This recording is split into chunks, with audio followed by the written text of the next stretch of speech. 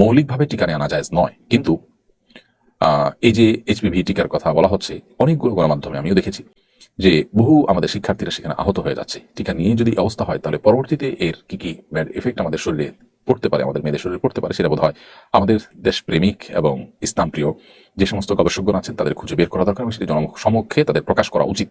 কারণ তৃতীয় বিশ্বে বহু ঔষধ পরীক্ষামূলকভাবে ব্যবহার করার অভিযোগ আছে, এটি পুরনো অভিযোগ এবং এটি প্রমাণিত সত্য যে উন্নত দেশগুলো যারা আমাদেরকে সবসময় মানবাধিকারের সবক শোনান, সারাদিন সকাল বিকাল মানবাধিকারের জিগির মুখে তোলেন, তারাই কিন্তু পরীক্ষামূলকভাবে নানা ঔষধ তৃতীয় বিশ্বে, এই অনুন্নত বিশ্বে আমাদের দেশের মতো এরকম গরিব দেশগুলোতে তারা এক্সপেরিমেন্ট চালান।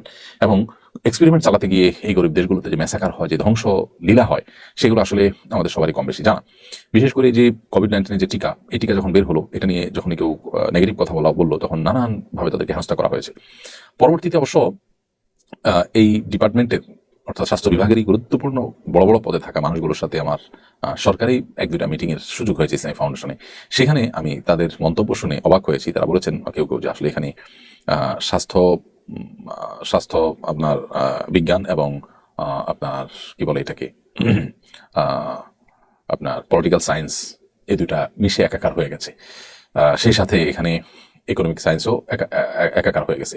অর্থাৎ এখানে বিষয়টা অর্থনৈতিক স্বার্থ দেশের বড় বড় মূলদের এবং তার সাথে পলিটিক্যাল বিভিন্ন ব্যাপার স্যাপার রয়ে গেছে, যার কারণে আমরা চাই বা না চাই এটা পৃথিবীতে প্রতিষ্ঠিত করা হবে।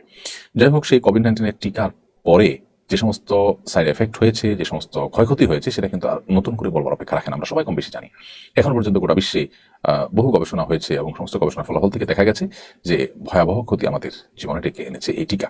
তো এই জন্য এই সমস্ত টিকাগুলো আমাদের দেশে প্রয়োগ করবার আগে আমাদের দেশের দেশপ্রেমিক এবং ইসলাম প্রেমিক যে সমস্ত গবেষকরা আছেন, তারা ভালো করে দেখা উচিত এগুলো আদৌ কোনো ষড়যন্ত্র কিনা, আদৌ কোনো আপনার পরীক্ষামূলক বিষয় কিনা, সেখানে ক্ষতিকর কোনো বিষয় আছে কিনা। এই যে গণহারে বাচ্চারা অসুস্থ হয়ে পড়েছে, কিশোরীরা অসুস্থ হয়ে পড়েছে, সেটার জন্য আমার তো মনে হয় যে সংশ্লিষ্ট মহল তাদের আত্মসমালোচনা করা উচিত যে কোনো এক্সপেরিমেন্ট ছাড়াই এভাবে যদি টিকা চালানো হয়, গণহারে টিকা দিতে বাধ্য করা হয় মানুষকে এবং অসুস্থ হয়ে পড়ে বাচ্চারা, তো সেটা তো কোনোভাবেই গ্রহণযোগ্য হতে পারে না।